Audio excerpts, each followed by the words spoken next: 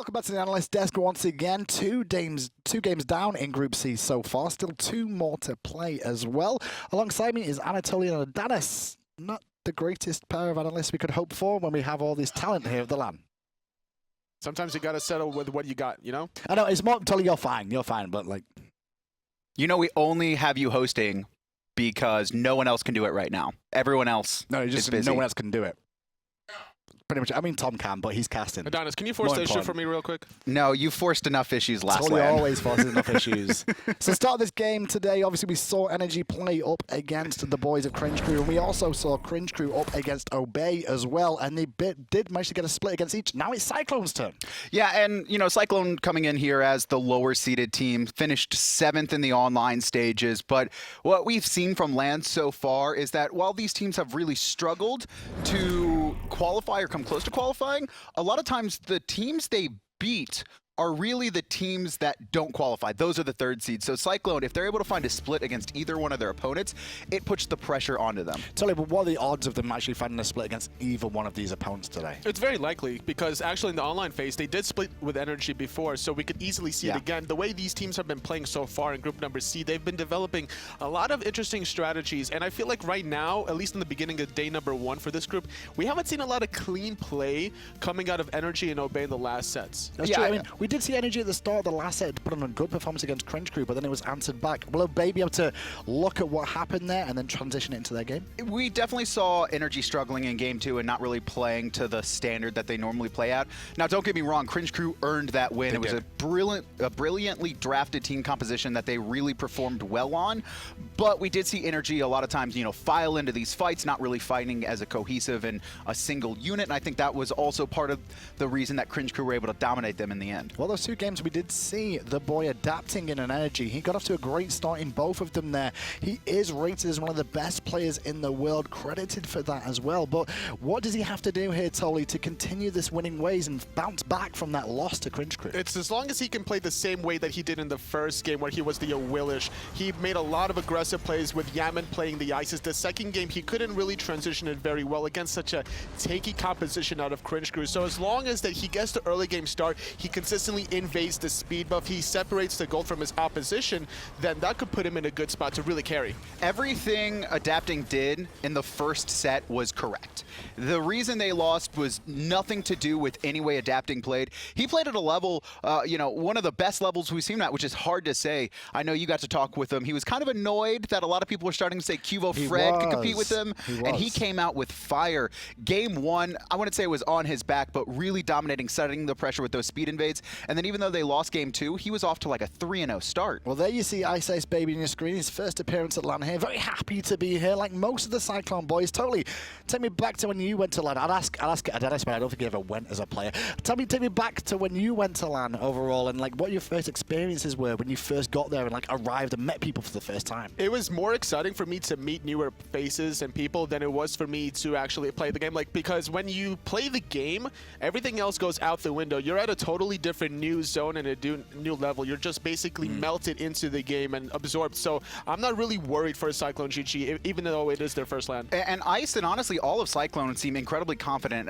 You know, I hope the thing with Noble and Elevate that we saw from the games they played, their first games, incredibly shaky, very scared. They made great adaptations, especially with their rookies on day 2 and day 3. But we saw the nerves in those first games. And Cyclone, they cannot have nerves against NRG. But if they've come without any expectations, they're going to be playing like they would online. I'm going to come straight back to you again, Andreas, for the picks and ban section first of all, and ask you, do you expect NRG to play anything special here, or are we just going to see some standard? I mean, if I'm NRG right now, I'm playing very standard. I'm playing exactly how I did against game 1. You know, Cringe Crew, very dominant. Maybe they don't go for the hyper early game again if Cyclone have adapted, but a lot of what NRG are doing here is probably testing the waters.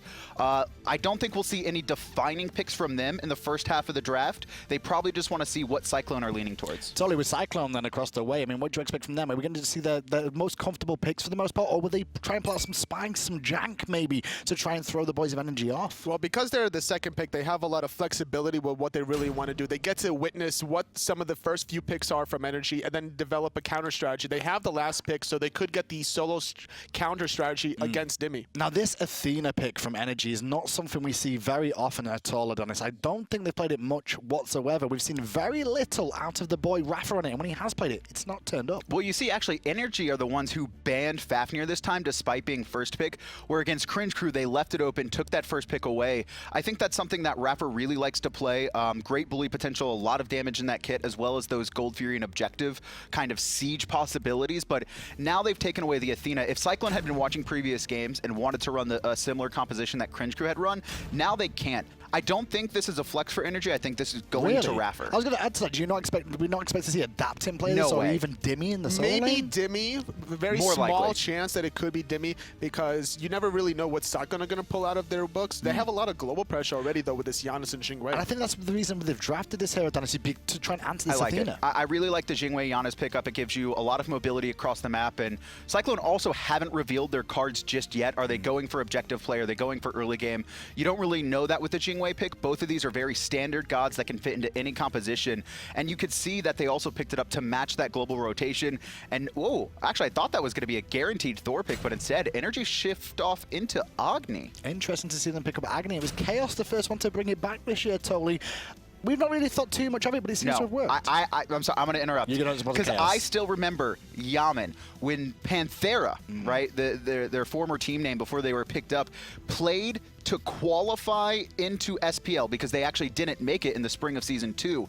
All Yammyn was playing was Agni, and it was absolutely insane play. But this year, however, we've not seen him on for quite a while. But Yammyn obviously Yammyn's got a very deep god pool anyway. He pulls out Hunters every single week. But at the same time, bringing back the Agni again, what is it bringing, Tolly? Why are we seeing it more? Well, the synergy with Athena is just very powerful, right? You have a double crowd control between the taunt and the Agni bomb, and then you have the late game damage coming out of Freya. So during the duration, even if you're picking off a Guardian, those two abilities will set up emilitoo in the late game just to blow anybody up. But emilitoo here, so we see NRG actually banned away the Fafnir. I think that they had wanted to go to this Freya. One thing that Freya really struggles with is anyone with disarms in their kit, primarily the Bellona and Fafnir on that side. And so now with Bellona picked up in the solo lane, who, you know, that Death, it's his entire job to save Scourge for the second emilitoo pops Pulse Irradiate every fight. He should not use that any other time. And Deathwalker's only job then, Tolly, is just head to Freya and keep her out of the fight for the most part. You want to try to maybe force the purification with Eagle's Rally as well. You have the flexibility of not wanting to commit and then just save for the reset. You pop the Scourge, your team resets and waits for the right timing window. And that's going to allow CycloneGG to really try to reposition themselves, especially considering the fact that they have Janus with the portals. They're going to increase the mobility. We can even see iceicebabyy play very aggressive and then look for the disengage. Now, these support bands coming out from NRG, though, Terra, Khepri, and Fafnir, kind of does want to tell me that it is an Athena support. It's got to be. I mean, at this point, you know, the Athena's not going anywhere else. Cyclone have the first pick in the second phase of the draft, so you have to assume it's going there. And I love what Cyclone have done, too. Now they're targeting adapting the gods they've seen on play earlier today. And, you know, his Thor is just absolutely insane. You got to take that off the board. Let's see where NRG go with their last ban here. Do you expect another support coming out here, Tolly, as a ban? Maybe Sobek or something like that? It could very well be another support ban. You really want to take this off the table when you already solidified your own. And this is a great support pick coming out for the Athena. With the Arlong Shen ban, that's going to actually allow Yammyn to kind of get away free, because we saw just how devastating that Root Cripple was against Xenotronics in the last weekend. And this is the first time I've seen the Ratatoskr as well here. It's not something we've seen in Europe too much this week so far. It was mostly Mast who pioneered it over in North America onto LG, but then other teams started slowly adopting him into their playstyles. It just brings, once again, kind of that similar to Thor. And I love this, too, because they banned away the Thor, then they picked up Ratatoskr. Those are the primary global junglers that you see come out and set up a lot of ganks. Pair that with the Janus as well. We know emilitoo really likes to play up and aggressive. I would like to see Cyclone give emilitoo a little bit of lane pressure and kind of bait him up and then rotate the Janus and Ratatoskr over there to pick him off. But at the same time, that's kind of what NRG would hope to happen with the Athena being able to rotate around and help peel, correct? Would that pretty much work out that way with the Athena rotating around with the ultimate when they re-engage? I mean, it's possible, but it really depends on where iRaffer is. A lot of times, iRaffer will probably be close to emilitoo. Athena is most useful when the ganks happen in lanes she's not in. So if she's there and burns a taunt early on, and then you bring the Ratatoskr and Janus, like the Athena's not going to be very helpful in those scenarios. So totally here, we see the Ares being hovered over here, and he looks like he's going to be locked in as well. Seems very much focused really on the Fenrir for me to make sure he shuts down adapting from chasing onto iceicebabyy in the jungle. It's also a good counter-engage tool to the Fenrir and the Guan whenever they use their ultimate CCs. As long as you can time your no escape, you can pull them back in or maybe even force the purification coming out of adapting. And this is a good counter also to the Agni and the Athena. The cripple is just going to devastate all of energy. Well, Adonis, coming to you first, where are you thinking this game's going to go? I actually really like the draft that Cyclone has brought out, but my question is always going to be the same thing. Great draft. Is this the team that can pull it off? They have to abuse Janus and Ratatoskr. If they're not doing it, there's no way Cyclone come out on top. Totally, what about you? I have to agree that the repositioning for CycloneGG, as long as they don't get caught out by themselves, they should be able to pull it through, especially considering the fact that NRG, they have more of this mid to late game teamfight composition between this Agni, Freya, and Guan. I'm pretty for sure it's going to be energy as well with how he's going to go, unless there's something special from Cyclone. But F.Dot and Aggro are ready to bring us this game. Enjoy, boys and girls at home. Well, Cyclone, they've brought, as we heard from the analysts, fantastic draft. And these guys, the problem is they're a bunch of rookies. Not many of these guys have actually seen LAN. Kala saw LAN a DreamHack, but he was just a sub. Now, leading this team, do you think they've got what it takes? I do like the draft. Like the analyst mentioned, overall, I feel like the idea is there, but the only thing that they're lacking is hard CC. And the problem for them is that NRG has hard CC in bundles. They've got a ton of it, easy to confirm, long range, up in your face, you name it. They've got the CC to kind of counteract that. So we'll have to see how well Cyclone's able to hit their abilities without that sort of lockdown potential like a team like NRG has. So as we saw Cyclone throughout the regular season, one of their standout players, really, I mean, it's really hard to pick. iceicebabyy had his collection of games, really. But when it comes down to it, I think VoteNBK was really the standout player next to Kalas. This duo lane has been a lot of what Cyclone have had in their strength category, and adapting, however, in the jungle will certainly focus on the dual lane a lot. We've seen him do that a lot during the fall split. Without a doubt. I mean, being able to chase down that Jing wave with the Brutalize, we actually, Tolly and I had talked about earlier in the season, we weren't sure how that interaction went, where if you're getting brutalized and then you knock yourself up a Jing wave and dash away, does the Brutalize follow you? And it does. Yep. So that's going to be really tough for VoteNBK to be able to peel away adapting whenever he does make those ganks. But you're right, overall, on the side of CycloneGG, it's the dual lane that stands out to me as well. VoteNBK, the only one with any online SPL experience coming into this this split. And then, like you mentioned, Kalas was able to play with Paradigm, now Orbit, on a DreamHack Masters as a substitute for Trickstank. Interesting start here from the guys on NRG. You can see the dual lane actually going to start up by the mid Harpies, while Freya handles the back camps by herself. And then they'll meet up for the red buff and split up from there. Honestly, NRG is going to get to lane a lot later than Cyclone, but is it worth it for those mid-harps? As long as they're able to contest this right side, that's the entire idea behind this start. Yammyn's going to be able to clear most of this wave by dashing it here, and because they know that those left side Harpies are down, it's going to open up the contention on this right-hand side. Unfortunately for them, Deathwalker and iceicebabyy do get pressure in that solo lane, which means that Dimi can't rotate, which means that even though they got those left side Harpies, they aren't able to fight into that 2v3, so they're going to have to give them up. And with that said, I mean, NRG being a little bit on the negative side of pressure here in the dual lane. I mean, you're Freya. You're not really expecting to have dominance in that lane anyway, but Deathwalker, he's going to meet some early dominance, a little bit of a turnaround, and Dimi takes enough damage from the minions to be first blood, adapting, heads in there and ganks it out. But Deathwalker lasts long enough to earn himself 500 gold. That's really, really big for Deathwalker to be able to turn that around and get the first blood onto Dimi. We were focusing on adapting there, and we just kind of assumed that Dimi was safe, but all of a sudden, he's the one who's popping up on the kill field. Luckily for him, though, he does have teleport available, whereas Deathwalker went for that Wrath. That's why they were able to get pressure on that solo side and open up those right side Harpies and Fire Elementals, but now he had to walk back to lane. He missed most of that wave, whereas Dimi was able to teleport immediately. You know, it's kind of interesting. Deathwalker right there, well, let's be real. He didn't exactly do anything. He got ganked, and because he got ganked in the middle of a wave, his minions did all the heavy lifting and got himself first blood. Dimi right there, just a rare mistake. But Ratatoskr wants to go in, perfectly timed jump by adapting, going to completely negate that ultimate for iceicebabyy. And Deathwalker, I think, actually turned around and used the shield bash to slow Dimi enough to get the minion killed. It's tough to see in the middle of all that, but I'm going to give the boy a little bit of credit. I'll give him the credit where credit's due in that case, because I did see the fact that Deathwalker had a little bit of the block stacks up. So because of that, the first blood will go in the direction of CycloneGG. It's a good start.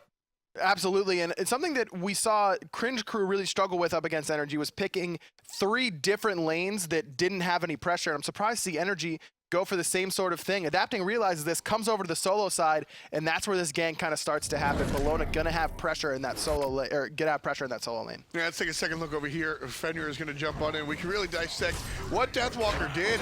And there it is, you see the shield bash, and that's gonna slow things down just enough to allow Adapting to pick up the first blood, or to drop the first blood rather, and allow Deathwalker to pick up the first blood. So a little bit of a change. And that's a lot of presence of mind to have in your first time on LAN ever. Remember, this is Cyclone showing up for the first time. This is their first game of the weekend, and to have that early gank happen, you know, all of a sudden, oh, what's happening? I just got jumped on by Fenrir. Have the presence of mind to turn around, use that shield bash, understand that you are dead, but try and trade it out. Getting that first blood really, really made things a lot easier for Deathwalker in that solo lane. And now with that 500 gold bounty, as we transition more into the mid game, where do you expect them, Cyclone, to really pay attention? I mean, we saw Ratatoskr look to make plays in the middle lane, and like I mentioned, NRG really doesn't have a lot of pressure overall across the map. They've got Freya in the duo lane, Agni in the mid lane, known for his weak early game, and then Bellona in the solo lane for Cyclone's going to pressure out that Guan for sure. So I'd like to see Cyclone really start to shift their focus over towards the mid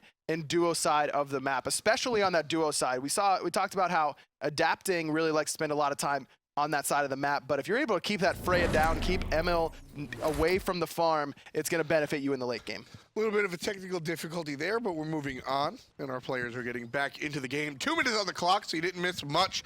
First blood happens over there in the solo lane, and a nice little comeback kill for NRG.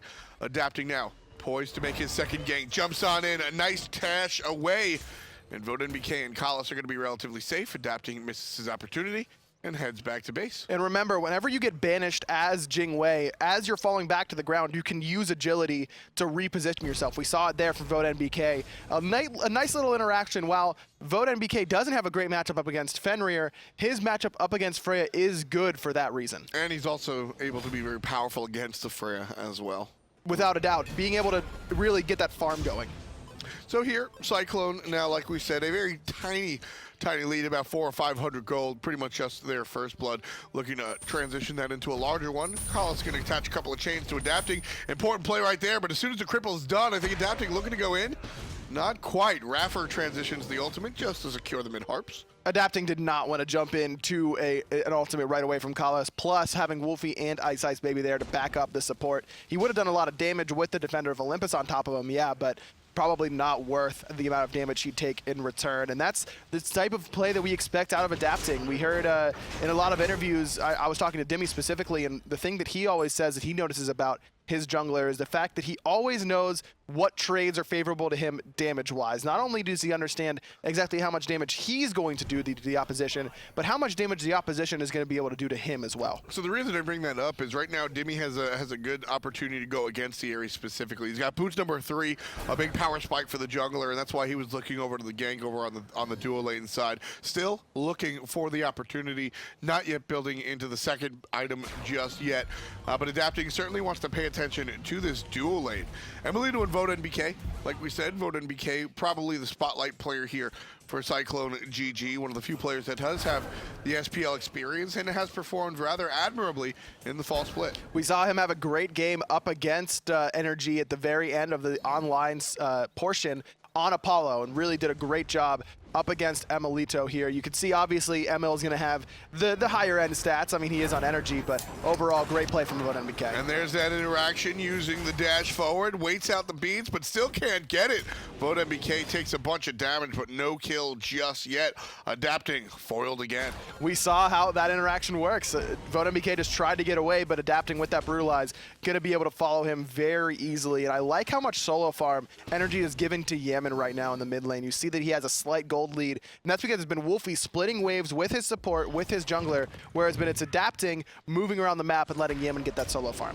Dimi's going to get an ultimate out of iRaffer just for support as Deathwalker goes very deep and attacks Dimi and gets the better of him for the moment. So iRaffer's over there on the right-hand side, and that's going to open up the left side for the Gold Fury. Steel Series brings us our listen-ins, and let's listen to Cyclone as they take on the objective. Get it. Nice. Good job. Good job. Yeah. One TP. Just stay together. It's fine. One TP. They're gonna look to push mid, by the way. Try to defend mid. Freya's here. Or they're Careful right. Yeah, I'm gonna back. Yeah, I'm backing as Get well. out of this place. It's fine. I don't need this shit. Doing great anyway. It's fine. I can ult if they really wanna go. Careful right. Careful right. Alright. Secure at least. Okay, yo. Kalas, did the ult. Athena ulted left. Okay, we can go on her. I'm gonna go secure Elise. Can someone come to secure mid? Yeah, I'm on my way. Play safe. I'm coming. I'm behind you. Let's not contest it. It's fine. I can jump there. I have ult. I mean. One's rotating to mid. It's fine. Yeah. They already got it. My blink is up in 30. Yeah, just go secure reds and stuff. Lefts are coming up now. Yeah, secure left now. Well, somebody's playing with blues. I can hear that keyboard all the way from here to New York. But on a serious note, Cyclone, it doesn't even. What I liked about that was it doesn't even take that much coordination. They just instantly realize, hey, iRaffer's on the wrong side of the map. Let's just hit gold. There really wasn't much discussion. And now iRaffer's going to be in a lot of trouble. No ultimate available. Kalas going to be looking for that no escape, but perfect bomb stun from Yammyn, peeling for his support. A little bit backwards, but it works out just the same. That's one of my favorite things about having the Agni available. You're able to provide that sort of support-esque play, but you're still a damaging mage. Usually when you look towards utility mages like Isis, you're giving up a whole lot for that utility.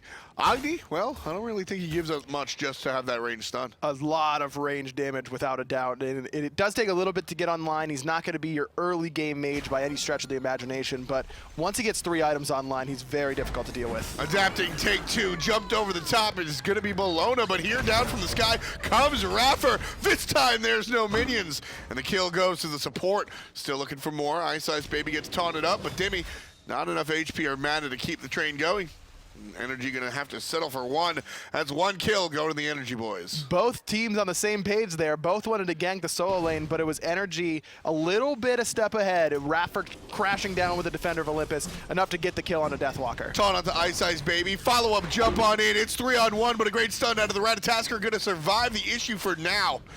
And iceicebabyy able to dash away. Very patient on that purification. Probably a little too patient for my liking. But iceicebabyy going to be able to get out of there for free, adapting, get some good poke onto that solo tower, and it's just going to back up once he sees the rotation coming. Man, totally got in my head. I said survive the issue. I got to leave that one at home. No, man. I'm gonna be forcing the issue this whole cast. Oh, man. I said, but I'm gonna fight you. That's what's gonna happen. We had a couple words exchanged before this cast, but we're doing well, man. We're doing pretty well. Good stun on Kalas right there. Yammyn just getting the range stun out there. We'll have to see if Yammyn wants to go for the Pythags piece here. With that Freya, I'd really like to see him get that item to allow iRaffer and emilitoo to do more damage in these team fights, as well as provide some cooldown reduction that really feels good on Agni. So there's going to be an ultimate. It's going to pull iRaffer. It shouldn't be that big of a deal. In fact, Kalas takes more damage than he dishes out after the ultimate. But here's my question. Mid laners, they go the Warlock Sash if they're feeling a little bit in trouble. They go the Doom Orb if they're feeling a little bit spicy. And then what we've seen out of a large amount of mid laners that just want to get the ball rolling, they'll go Bancroft. Now, I've heard you advocate for the Pythags a number of times. Do you think the Pythags is just a replacement for Bancroft at this point? If you have another magical damage dealer that will do significant damage, you don't even need the magical ADC necessarily, but you've got a Bacchus, you've got even an Athena to some degree. Sure. Providing any sort of power to that character really helps out your overall team fight. I mean, 30 extra power just for being near you is a pretty big boon overall, as well as the extra magical lifesteal, giving them it's not really important, but it certainly doesn't hurt you overall. Yes, you sacrifice a little bit of power, but especially whenever you start to get low is when that Bancroft is going to start to really do work. And it's the one, Agni, I almost understand the Bancrofts because you are dashing aggressively sometimes and you can make big plays with that extra power that the passive from Bancrofts gives you. But I still like the Pythags. Adapting, surrounded by a whole bunch of players. Knocked up, jumps away, however. Should be good for the moment, but Wlfy from a distance takes him out. Number 2 for Cyclone. Love the play from VoteNBK, throwing the Gust over the wall and knocking Adapting up, making him take that much more damage and allowing him to get sniped away by Wlfy. Now the speed buff gonna get stolen by Cyclone, and they're not here to lose. They're here to put up a fight. Absolutely not. This is a team rife with rookies. Really not much experience, not just in the not just on land, but in the SPL in general. Cyclone was able to capitalize off of a ultimate on the right-hand side to just get the bigger numbers on the left, make a couple of plays. Right now, it's 11 minutes in, and Cyclone have a relatively interesting lead. What is that, about a 1,500, 2,000 gold lead? Yeah, 1,500 right now, as well as about 1,000 experience overall. You could see that in the jungle mostly, even everywhere else except for VoteNBK has a level on emilitoo. To be expected, you expect Jingwei to be a little bit ahead because of her passive and her ability to farm overall, but I mean, NRG shouldn't be too surprised by this sort of Cyclone roster showing up. They split with NRG in the last week of the online stages, like I mentioned. NRG should have been taking this team pretty seriously coming in. You can't afford to drop games that you aren't expecting to drop. I mean, we've seen how close these sorts of things can get. Allegiance loses out on their potential chance because of a loss to Noble last weekend. You have to win the games you're expected to win. We already saw NRG drop a game to Cringe Crew that they probably weren't expecting to do. So it's even more important for them to take care of business here right now against Cyclone. And I mean, it's really the whole idea of the underdogs coming out on top, not anything unheard of here in our fall split.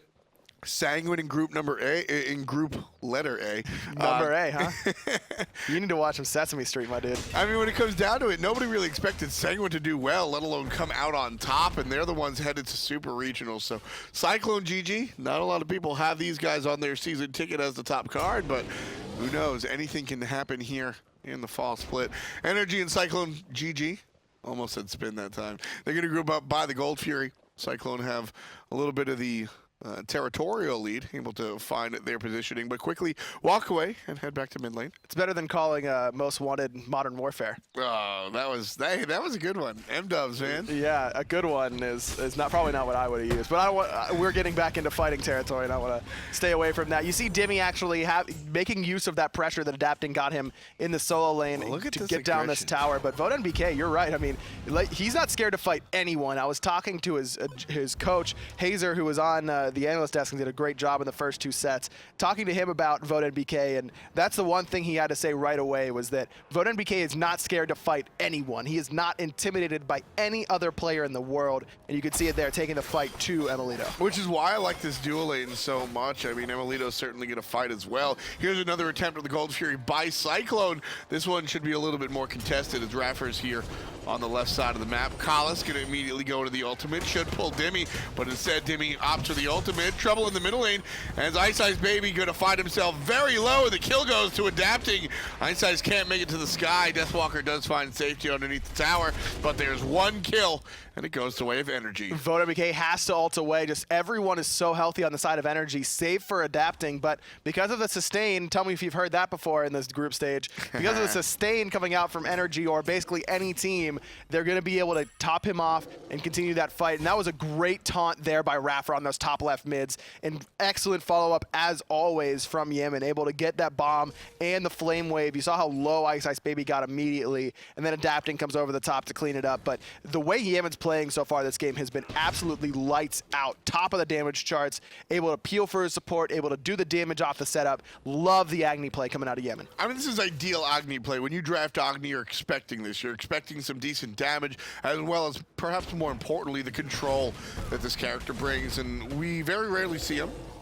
We're seeing him more and more, though. Why do you think that why do you think that players have been adopting the Agni a little bit more? We're seeing a lot less Raijin, and that's a really big deal for Agni because he struggles so much in the early game, and Raijin for so long was so dominant in that early game, and it'll really prevented Agni from getting the farm that he needs to be effective. And now that you see a lot more characters like Isis that, yeah, they're still going to pressure him, but it's not going to be nearly as hard as a character like Raijin did, as well as opening up the door for characters like Janus, like whatever else you want to play in the middle lane. It allows you to pick this lower pressure in the mid lane and make the impact later in the game. And it's certainly going to work out. You can see one of the things that I like about NRG's draft is that they balance everything out. Your mid laner not exactly numero uno when it comes to levels 1 through 5. Well, that's why you have the Fenrir there to sort of help out Yammyn. Should that mid laner have run into trouble, I think we would have seen adapting more in the mid lane than the solo and sides that we saw him earlier on. So just being able to balance that out, sure, you don't have a lot of aggression early on the mid laner,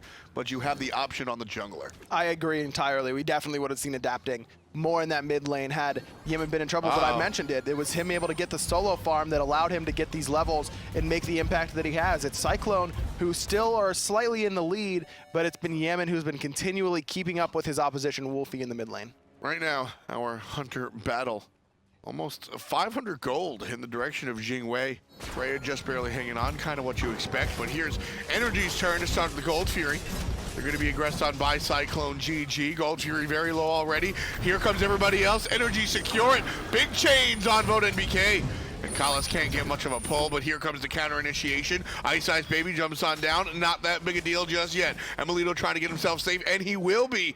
And iRaffer dashes away as well. Cyclone go as hard as they can, but not a single kill. Another good peel coming out from Yammyn. Perfect disengage there by NRG. They get what they want, and they run away. All split up the perfect amount. You don't want to be split up too much. You want to be able to help your teammates, but you don't want to be right on top of each other, so you're going to be taking damage from the same sort of abilities. Now you see iRaffer ulting back in, and NRG are using this power play. This is kind of the opposite of what you usually see.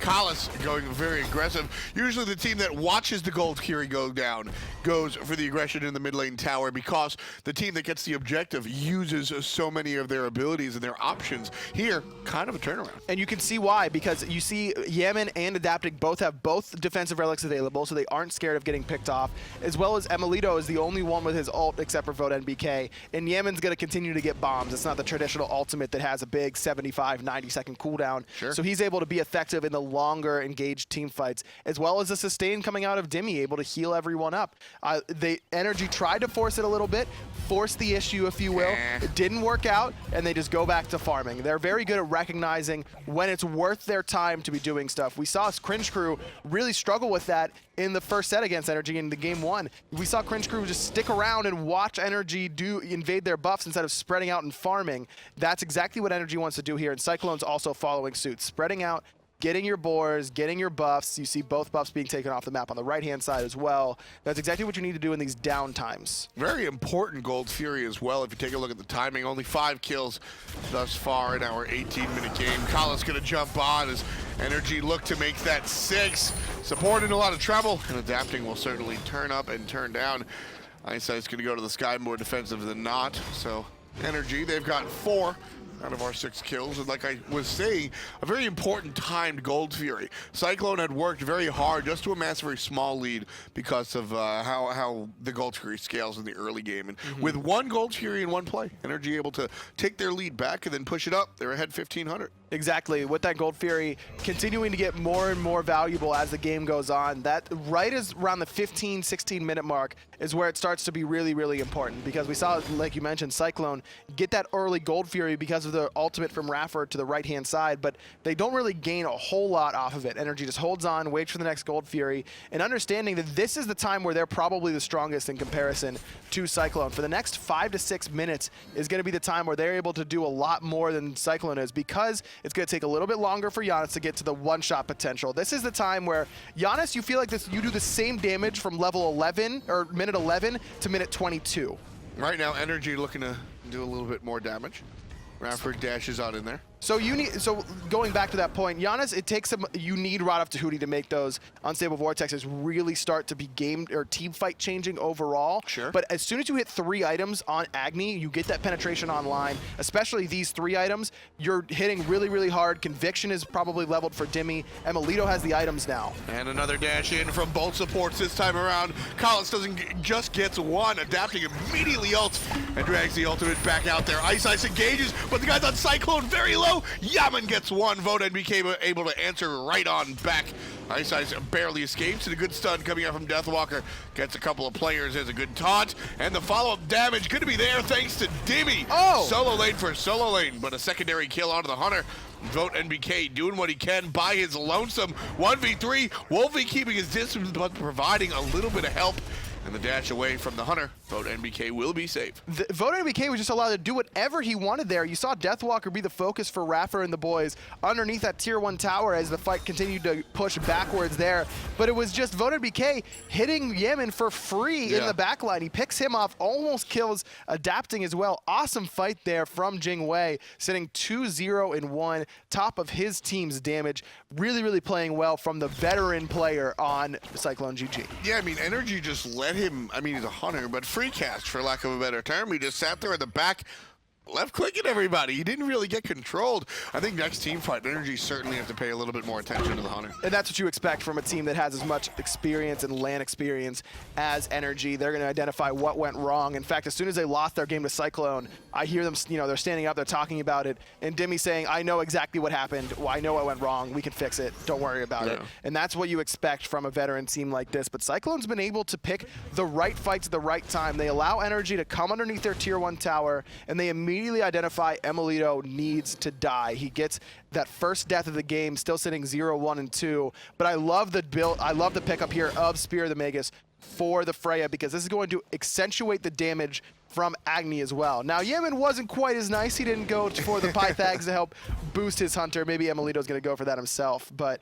I love the Spear here, pickup here, because you don't need 2 Obsidian Shards overall. Yeah, just a rare pickup of the Spear of the Magus, but certainly has its application. Adapting, looking over to the left-hand side. VoteNBK is not ready, gets jumped on. There's a stun, ultimate out of the Fenrir, held in place while the basics come out, but iceicebabyy shows up. VoteNBK aegises and walks right on through. Big save by Wlfy. Great ult by Wlfy. Now emilitoo just trying to use Valkyrie's discretion. Just enough damage. He gets his first kill of the game. Awesome rotation there from Janus, but then puts himself into a bad spot. Almost able to clean up emilitoo, but because he's level 19 right now, so much health at this point just from leveling up, the Unstable Vortex was just quite not enough damage to finish him off. And Dimi just says hi. Ult's on in the lane. Not quite a fight just yet anymore. Kala's gonna come in and gonna get a large group. Did not expect that, but NRG turn and burn. emilitoo takes out the Ares as quickly as he pulled everybody else in, and VoteNBK, not this time, my friend. Double kill for the Freya. And Emil's not done yet. He still wants to go aggressive. The team reins him back in towards the tier 1 tower, but you mentioned it, VoteNBK tried to make the big play like he did last time in the middle lane, but everyone's a higher level now. Everyone has more items, and he's not going to be able to free cast like he did in the last fight. You can see the healing coming out. 12,500 heals from that Guan Yu on Dimi. And that's higher than any damage dealer on Cyclone. He's got more healing than Jing has damage, and that's the strength of the sort of sustain comps that we see be so popular right now. Just works out so very well. Cyclone with a cheeky play here on the right side of the map, looking to start the Fire Giant. Not a lot of damage, however. They get the Fire Giant down to about 80% before iRaffer shows his face. Dashing forward, and a good taunt on iRaffer, but it's 3-on-1. But he's going to be able to try get out using the Defender of Olympus. It is going to get him out just barely. iceicebabyy doesn't want to let him go, though. Looking for the kill. One jump should do it, but Adapting's waiting on the bottom. Immediately finds a Ragnarok, brings Ice to the tower. Aegis is fused, and Yammyn gets the turnaround kill. Double digits for NRG.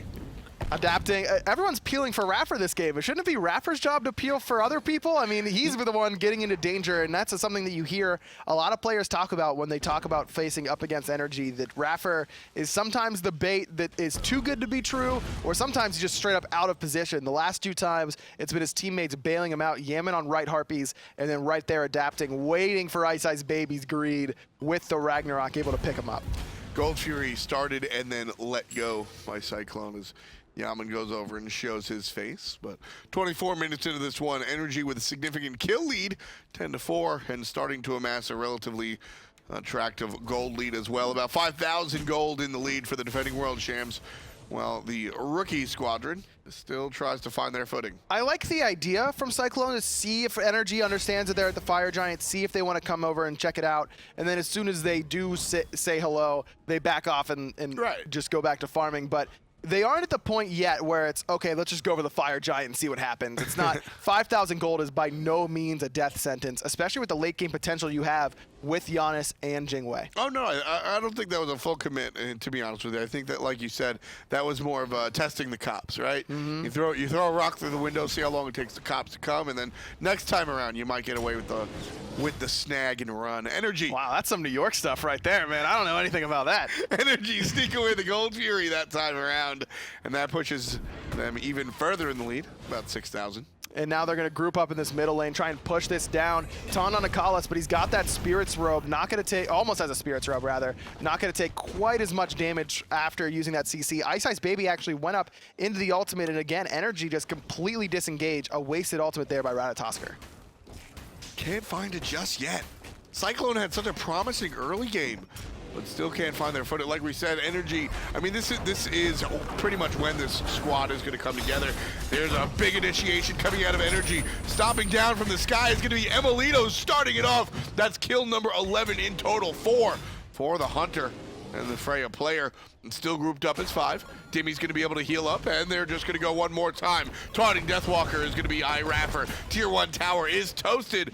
And that's 500 gold going the way of NRG. That was a lot invested into killing the support, but it doesn't matter because they've got the heals to stay healthy enough that Cyclone not going to be able to fight back into it. Kalas just was looking for the Blink ultimate there most likely, but he's got to recognize that he's going to be the target if he's up there all by himself. Now with his 4th death, the most in the game, he's got to be more careful because he's not as tanky as he would like to be at this stage with those 4 deaths. So NRG, the majority of the players are actually going to be zoning out here.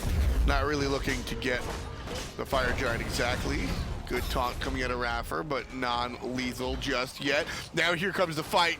It's going to be all aggression in, and this is likely to be a dead Cyclone player. Deathwalker falls to the wayside as Dimi gets credit for it off the Tallow Assault.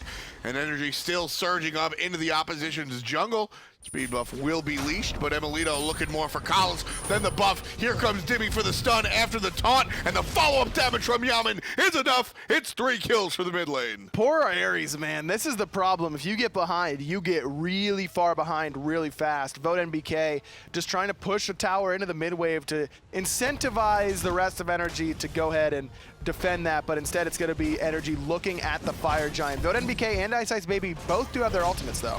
And VoteNBK going to use the purification right quick, but dashing into a whole bunch of players, that's a death sentence. Is he going to be able to get out is a big question that emilitoo is going to answer with a resounding no. There's the damage from Bancroft's really paying off. emilitoo's Blink game Freya, by the way, and goodbye, Wlfy. That's what happens when you're up against a Freya with 5 items. Deicide goes the way of NRG, and this Fire Giant's going to fall as well. Yeah, nobody can really contest this one. Fire Giant goes to NRG, and very quickly they find themselves nearly 10,000 gold in the lead. emilitoo going to defend the mid lane tower just a little bit, but now with NRG, they've got the Fire Giant around their waists. Where do they head next? Wherever they want to. The only towers left are in the mid and right-hand side. I'm assuming they'll be pushing those down as well, just to get that extra gold, make sure they're getting as close to fully item slotted as they can. Most on the team have 5 items right now. You see iRaffer actually picking up this Celestial Legion helm. It gives him a lot of power for a support, and also those 90 physical protections are oh so important. So that Pythags would have been even better with that extra 60 power going on to iRaffer, building it as kind of a hybrid item. Voidstone used to be the premier sort of hybrid item, giving you damage, giving you protection. This is the same sort of thing just for the physical side. So this is the 3rd group in a row that you have stood on your Pythags soapbox. It's good, man. I don't know. I get it. I get why Bancroft's is picked up so often because it's been around forever. Sure. It's a comfort thing. You want to know exactly how much damage you're doing all the time. And we saw there the Bancrofts came into handy for Yammyn, but he got really low. Those bombs are swinging for a ton of damage, but when you've got 2 other magical damage dealers that have both built into some power, the extra 30 power would and the cooldown reduction would benefit you more as a team, maybe not as much as an individual, but with how much of a team synergy NRG likes to play as, I'm still kind of surprised. We saw the Bancroft's picked up from emilitoo as well. Nah, man, play for the highlight reel, play for the Jiffy Cat, play for the Twitch clips. That's what we see at NRG. I mean, have you seen these replays, man? They're pretty nice. I'm digging them. Those that best moments of Group B video we put out, that was pretty nice. You got some nice plays there. I bet you they would have put on them with a Pythags piece too. Would have been like, look at me putting 30 power onto my Freya. What a nice guy. Not even talking about that one anymore, but even still, a good selection coming out across the board. NRG looking to put another point in their columns. Right now, they've only got one since they played once today. They've split with Cringe Crew. Should they take this one against Cyclone, they'll put another win in their column. But of course, NRG looking more for the sweep.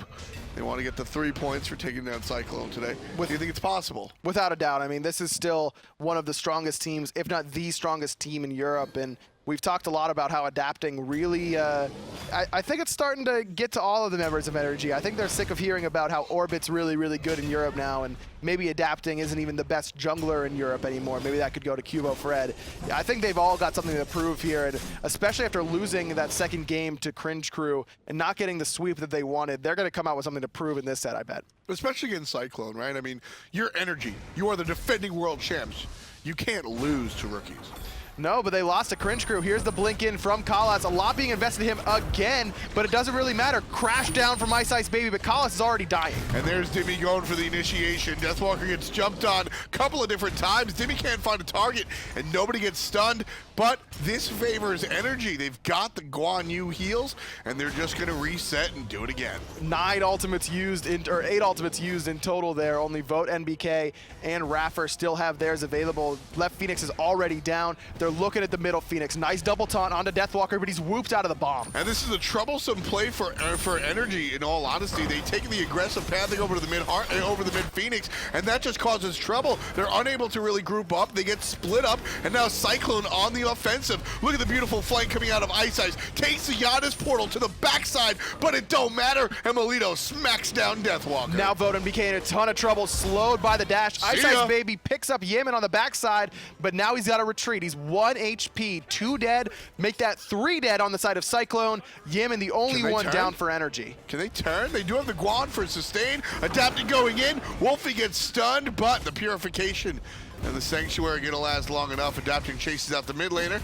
and that allows NRG just long enough to open up the mid lane of Phoenix. Here's the problem is that you got so much damage on Yammyn, you got so much damage on emilitoo, you can't focus them both in the team fights. Yep. You're only gonna kill one. Early it was emilitoo, then it was Yammyn. iceicebabyy does not want to let this go. Going in, great snipe coming out of Wlfy, and that's gonna kill emilitoo. Wow, the combination there from Cyclone. Looking absolutely fantastic. iCeice still on the chase, adapting only about 25% HP. Beautiful setup coming out from the Janus one more time, and the stun is done. Wlfy able to take down adapting right there, and that entire sequence, Wlfy hits a player with the ultimate off of the sun setup, or the knockup setup rather, from iceicebabyy.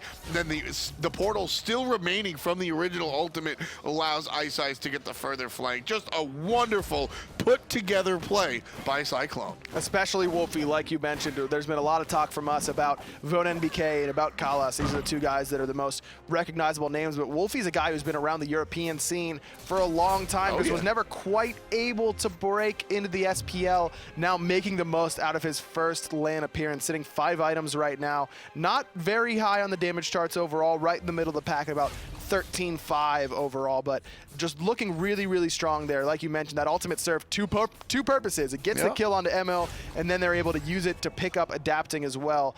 This is when the start of the game, like I mentioned, Janus takes a little bit. It feels like you're doing the same amount of damage from a minute 11 to minute 22 to 25. But now that he's got that Rod of Tahuti and the Obsidian Shard online, he's going to be able to chunk with those unstable vortexes. And like you said, Wlfy, one of the more veteran players on the European scene.